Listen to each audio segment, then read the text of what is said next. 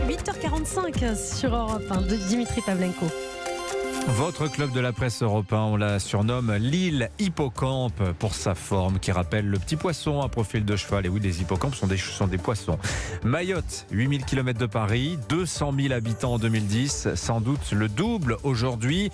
Augmentation du seul fait ou presque de l'immigration clandestine. Bon, je vais vous donner une comparaison.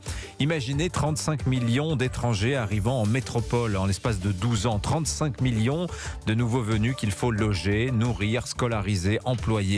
Quel pays pourrait encaisser un tel choc ? Eh bien, c'est ce que vit pourtant Mayotte. Pour tenter de déloger ces irréguliers, les autorités françaises lancent l'opération Wambushu, ça veut dire reprise en langue shimaoré. On vous en parle aujourd'hui sur Europe 1, c'est votre vendredi thématique.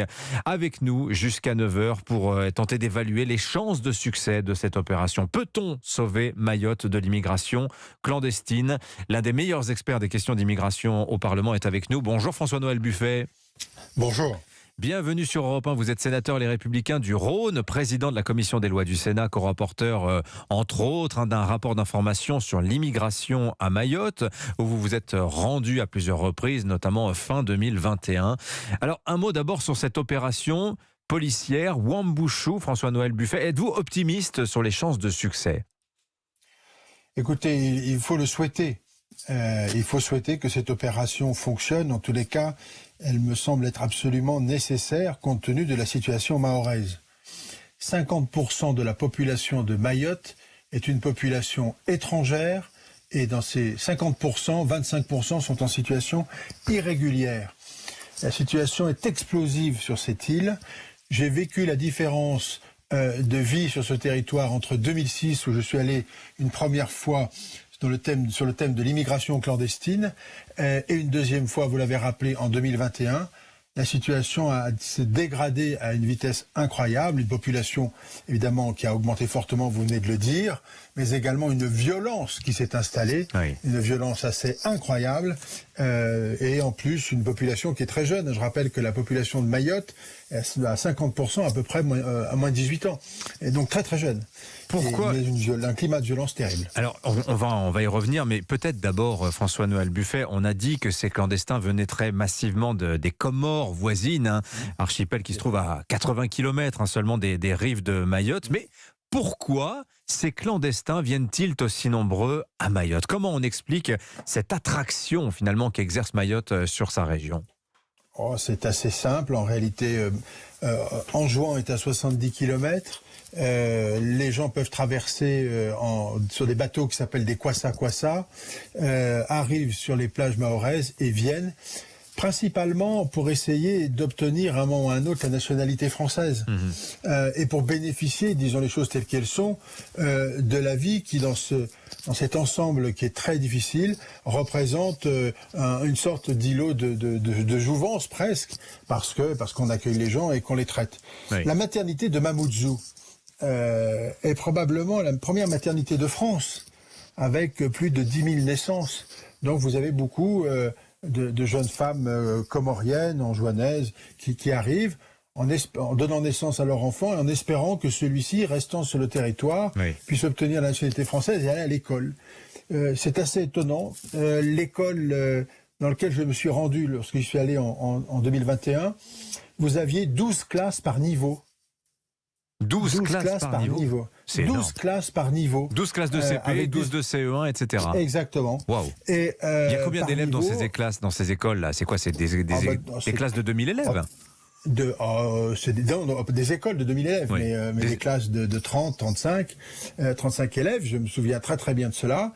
Et qu'est-ce qu'ils vous disent, ces enfants ? Ils vous disent, écoutez, nous on vient à l'école, on a peur de venir à l'école parce qu'on se fait agresser, mais on est content une fois qu'on est dans l'école et on a peur de rentrer chez nous parce qu'on a peur d'être agressé. Et puis une grande partie d'entre eux sont en situation irrégulière, en tous les cas parce que leurs parents le sont. Et de ce fait, le seul espoir pour ces familles, c'est de se dire je vais pouvoir rester en France, faire des études et essayer de m'en sortir. Oui. C'est ça la raison principale. Oui, et puis la deuxième raison, elle tient bien évidemment au fait que les Comores ne font rien pour limiter le flux, disons les choses telles qu'elles sont. Oui, je vais donner un chiffre. Le le PIB par habitant en métropole, c'est de l'ordre de 35, 40 000 euros.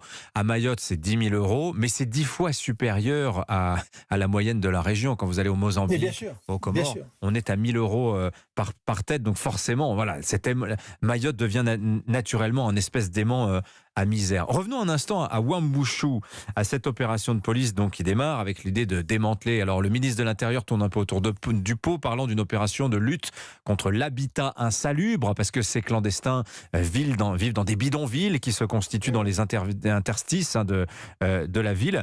La question qui peut se poser quand même, François-Noël Buffet, c'est est-ce qu'avec Wambushu, on ne voit pas trop grand? Je vous pose cette question parce que je disais que l'objectif c'était 10 000 expulsions de clandestins, mais quand on voit qu'à Toulon, au mois de janvier, quand il y a eu 234 migrants à traiter, la justice a été totalement débordée. Elle a été forcée de relâcher une partie de ces migrants dans la nature. Et là, on vise 10 000. Est-ce qu'on va y arriver? Alors, il faut bien admettre que la situation juridique en Outre-mer est un peu différente de celle de la métropole, mais le CRA de Mayotte... Donc le centre de rétention... Le centre de rétention fonctionne à plein en permanence. Avec une opération de cette nature, il est nécessaire d'adapter les moyens. Parce que si les moyens ne sont pas adaptés, effectivement, l'opération du ministre ne pourra pas aboutir. Il faut qu'il ait des lieux de rétention administrative. Je crois que j'ai lu que ça avait été prévu. Donc, c'est-à-dire d'autres lieux de rétention, qui puissent être sur le territoire. Il faut que les forces de police soient renforcées. Il faudra que les moyens nautiques pour raccompagner les personnes soient également renforcés. Oui. On dit que l'opération va durer 2 mois, mais c'est une opération de grande envergure. Fallait-il être plus en retrait?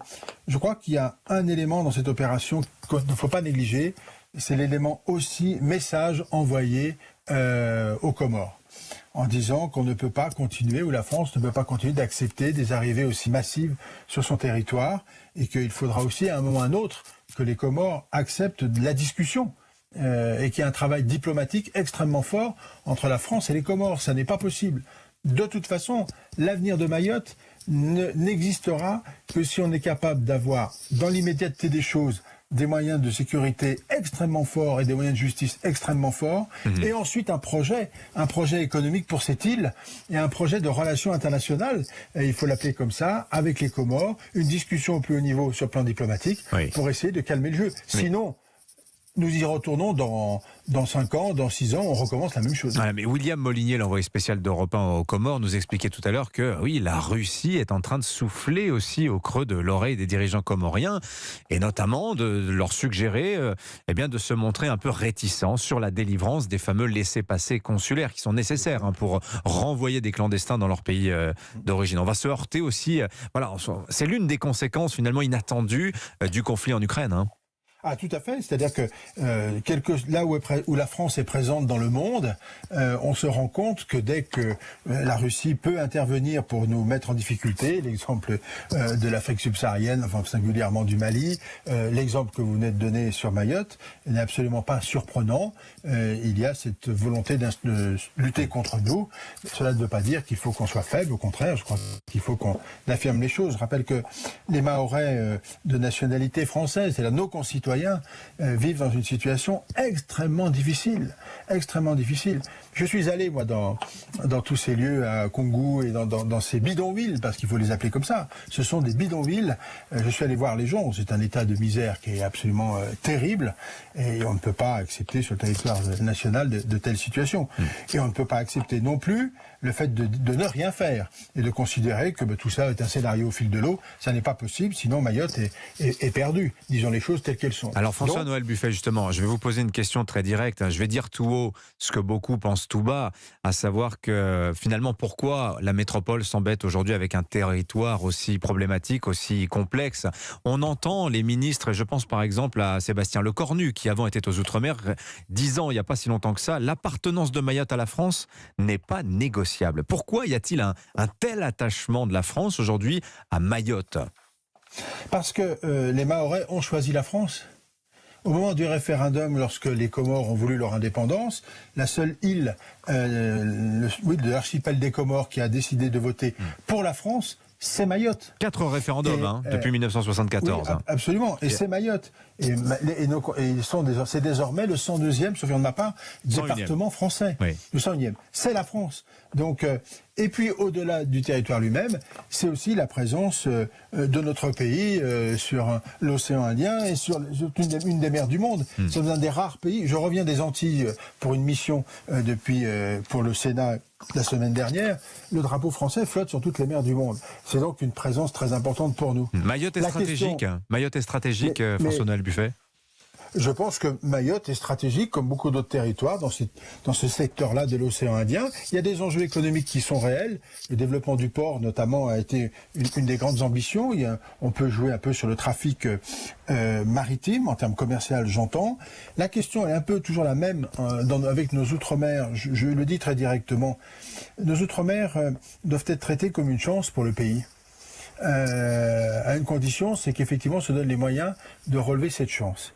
Et je pense que Mayotte est dans une situation où il faut se donner les moyens de la sauver. À défaut, effectivement, nos concitoyens sont en très grande difficulté. Et la France, eh bien, parce qu'elle est la France, parce qu'elle a un message, parce qu'elle a une présence, parce qu'elle joue avec les grandes nations du monde, doit être présente. Mais cette ambition, j'allais dire, cette présence-là, elle ne vaut que si elle se donne les moyens de la porter. Et je crois que ça fait partie aussi de cette exception française qui est là. Donc ne négligeons pas cela non plus. Et puis les Mahorais, nos concitoyens mahorais, ont fait le choix d'être avec nous. Alors je me rappelle qu'en 2006, lorsque je suis allé à Mayotte, en juin, quelques semaines avant, avait hissé le drapeau français. Bon, évidemment, la situation s'est arrêtée. Mais qu'est-ce que je veux dire par là ? Je veux dire qu'effectivement, vous l'avez rappelé, Mayotte est un îlot de réussite, ou en tous les cas, un îlot social réel sur ce territoire pour les autres. Mais à charge pour nous de le préserver. Mais ne laissons pas. La pire des choses, ce serait une politique du laisser-aller. Merci François-Noël Buffet, le sénateur Les Républicains du Rhône. Merci d'avoir été avec nous ce matin sur Europe 1 pour nous parler de Mayotte.